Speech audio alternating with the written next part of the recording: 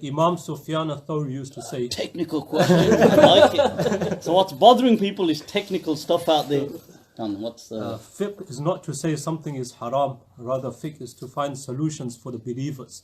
So when some from Bani Israeel put a net in the water on Saturday so that fish would get caught in it that day, and then they pull the net out on Sunday so that it was full of fish, they were punished by Allah. Why did Allah punish the Bani Israel for this? Were they not in essence just following this methodology of ease that Imam Sufyan talked about? Wow, I don't know, the first question was going to be like a thesis question. So just so people can understand the question, so what's been bothering Hez in Leicester, isn't it? Leicester, yeah. So what's been, last year. Look at that. So what's been bothering Hez is that since this deen is one of these, so the deen is one of these, and that's a hadith that the Prophet taught time and time again, that whenever the Prophet had a choice between matters, he always took the option of ease. So it is from the Sunnah of the Prophet to take ease. So you don't be kind of put off by people sometimes when they say things like, because people have a tendency to want to feel hardship. So they want to, like for some people, if things are too easy, they think like, nah, that doesn't make any sense. It's too easy. There's got to be a catch. Like I need to struggle for it to be a... So they want to suffer sometimes. They want to... So since the deen is one of these, and then Bani Israeel... No, Sufyan al-Thawri, one of the great imams, said... and that is an amazing saying of Sufyan al-Thawri. He is a contemporary of Imam Malik and Imam Abu Hanifa, legend in his own right. Now, he said that the deen isn't saying things are haram. Anybody can say this is haram. Like, think about it. So easy. I tell you, I read sometimes these people will make amazing, let's say they'll highlight amazing questions in like awesome kind of courses or things, Islamic stuff, and they'll say, oh, we're going to deal with what does Islam have to say about, I don't know, like stem cell, what does research, what does Islam have to say about this, what does Islam have to say about this? And the answer for them is always just, nah, it's haram. But they'll engage you as far as the question is concerned. Oh, what does Islam have to say about artificial intelligence? Oh, it's haram.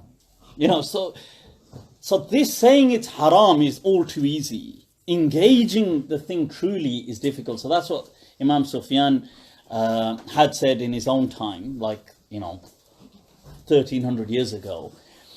So the question is, then Bani Israel in the Quran, when Allah asks them about this Sabbath, so you guys have probably heard about the Sabbath with the Jews, and what they used to do was they're supposed to dedicate that day to worship, and they would set out their nets to go fishing and at the same time try to do both. But what's the harm in that?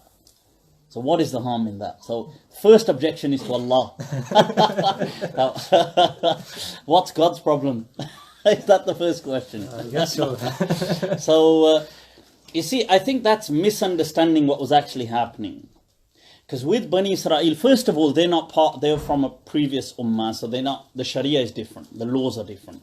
Secondly, they were asked themselves to dedicate a time for worship. When would you like to engage with this?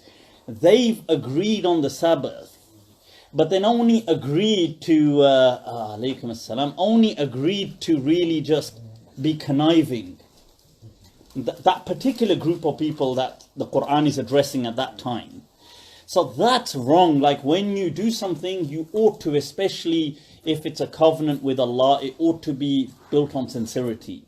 So Allah says, فَعْبُدُوهُ مُخْلِصِينَ لَهُ الدِّينَ, that worship Allah with, like at least the essence, the covenant, the pact is built on sincerity. So if Allah had said, look, choose, when do you feel comfortable? And we say, well, okay, you know what? We'll say this day, and then on that day we're going to really still try and trick God. So that's the essence. The essence was not them trying to find ease. There's nothing wrong with that. Some people say following minority opinions is trying to trick God. They seem to suggest that. What would you respond? Following minority opinions. Allah. This is nonsense, because you see that's got nothing to likening that to Bani Israel in the Quran is stupidity. You see, opinions in Islam are built upon our ijtihad of the Quran and Sunnah. So here's the Quran and Sunnah. People have looked at it and they've tried to gain an understanding. What is the Quran saying? What is the Sunnah saying? What has the Prophet taught? Starting from the Sahaba, they disagreed. What position became a minority, majority, has less to do with things like accuracy and objective truths and more to do with power positions and politics. So as I've said, and by the way, I want to clarify this was misunderstood. Some people thought I attacked Imam Abu Hanifa in one of my things.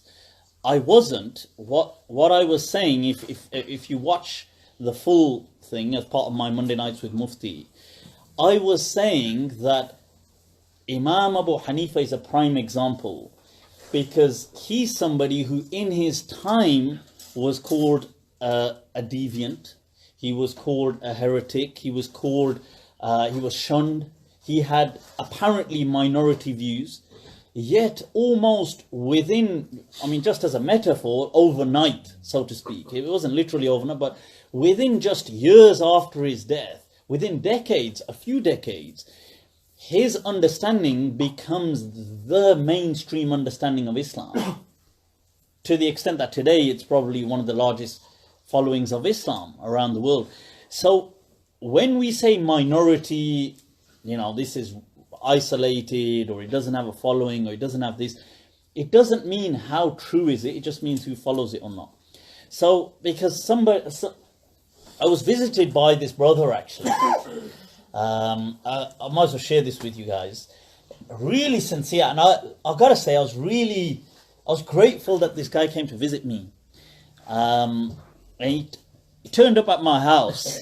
That doesn't happen anymore, by the way. People don't actually visit people generally at home. Not without prior kind of... so this brother is a Maulana. He's from Birmingham, Maulana Ataur Rahman. And I gotta say, he was offended by this clip. But otherwise, a very sincere brother. And middle-aged, almost, or probably like early 40s, that kind of age. And But anyway, he turned up at my house this one day. I'm at night sitting there just eating my food and just chilling, and as it is, Amazon, Netflix, as you do, and I heard this kind of like tap on the window, and I thought, oh, that day like my little one had been hurt, and I thought, oh, she'd just come back. I look outside and there's a guy standing in my front garden with a suit on and just standing there and I thought maybe he's looking for one of the neighbours or something. So anyway, this guy introduced himself as soon as I opened the door, and I was like, okay, and he said oh, we've met once before. So I said, oh, okay. He said, I want to speak to you. I said, to me? Yeah, okay.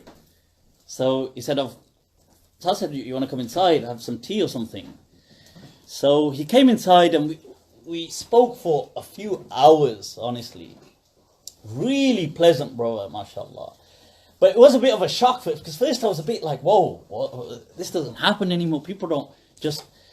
But he was really perplexed about this idea of this criticism of Imam Abu Hanifa. And I was really glad he brought it to my attention, because I said to him, look, if you watch the whole clip, I'm not saying that. And I, in fact, often praise Imam Abu Hanifa as being ahead of his time. And I actually say that I feel in some ways that my kind of thinking reflects Imam Abu Hanifa's kind of thinking of based on reason, based on maslahah, welfare. But anyway, it was a really good visit, but it was a bit of... I thought people don't, I suppose, visit each other that much anymore, and so it was a bit of like, whoa. MashaAllah, but a great guy.